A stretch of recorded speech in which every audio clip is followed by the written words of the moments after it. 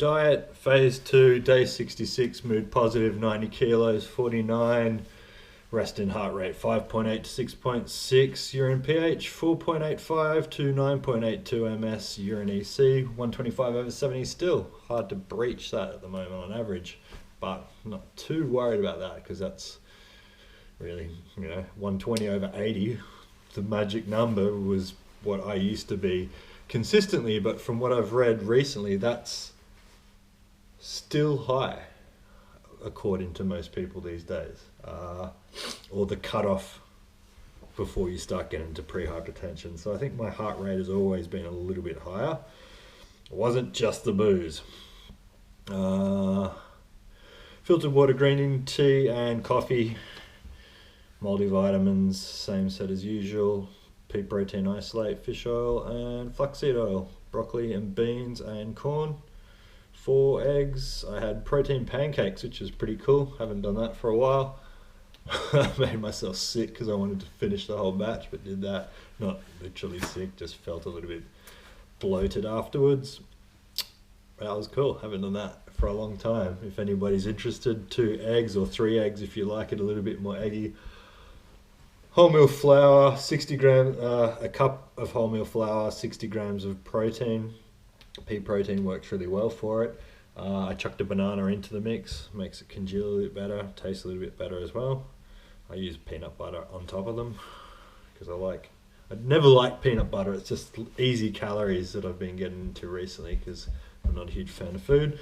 And I defrosted some of the blueberries and raspberries that I had and chucked in a tablespoon of white caster sugar into it and microwaved it and had that on it as well. It's really good actually. That's why I felt sick afterwards. Branched chain amino acids and sardines. Really nailing in the diet. Diet is the essence to this stuff, people, and it should be so easy.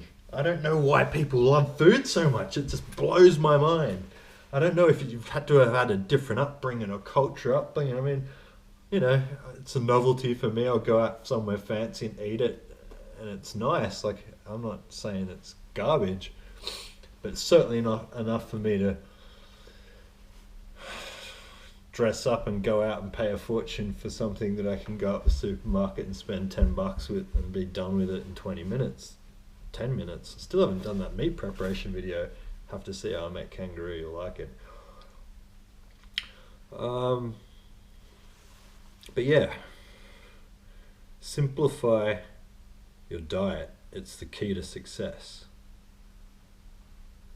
There is no doubt once I start showing my blood tests, once I start getting them for phase 3, I've got some weird ratios in there that doctors have commented on that's not typical from most men. And not necessarily like, oh, I've got heaps of testosterone. That can be the same, but the ratios you have with your E2, your estrogen, for instance, and your thyroid, is what they have suggested has made a difference with me. And in absence of that, you can really make sure that you've got your minerals and vitamins in place, plus all the foods that you get in, and the right amount of fiber in there so you can actually process this stuff properly. I don't get why people don't take it more seriously, without busting your balls too much.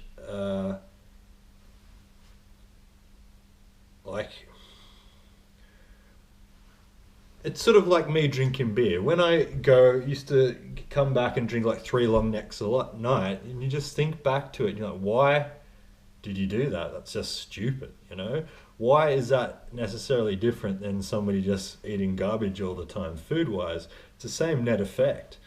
If you eat or consume, shit in, shit out, if you have garbage constantly, then your brain is not going to work well. It's not just a poison from the alcohol, it's a poison that you're eating. The chemicals that have been put through your system, it taxes your system, and the more garbage you eat, the harder your body has to work to process it, the shorter you live even, that's proven. It's just another discipline that shouldn't be neglected. You can if you like, but don't expect to get anywhere if your diet's not nailed. You know, you can go and train your guts out if you eat shit, unless you're like a strong man and you're eating everything all the time, which you can get away with it for them. But that's not most people's realistic goals. So it's just something, spreadsheet it like I'm doing now. I'll post my spreadsheets up for the next phase. I'm breaking down everything into kilojoules and weights. And then after a while, you can deviate off it as long as that basic plan is adhered to over the week. It's inexcusable, you know. It's inexcusable if you want to get somewhere with your training. If you're an up and coming kid and you want to get somewhere in athleticism, this is the holy grail. I can talk about it until I'm blue in the face. It's the key to success, because this is what most people won't do until they get to like a professional tier, and then a lot of them are still shit at it and will still be eating garbage and have terrible habits. You can really make a difference from the get-go. Grow in size, get in taller, like muscular skeletal, you know, growth, and all these things that people are like, oh, I just want to improve that. Obviously not so much, else you'd be nailing your diet. And I'd say the key to it is to start looking into how much protein you have and make sure you get that holy grail of 1.6 grams per kilogram of body mass. So all up, not just muscle mass. That's a lot of BS in my experience. And I know bodybuilders and strongmen can have more than 1.6 grams. I'm sure that's true as well. 2 grams per pound of body mass, I've heard. And by the looks of some of these dudes, it's probably right. Diet, do it, you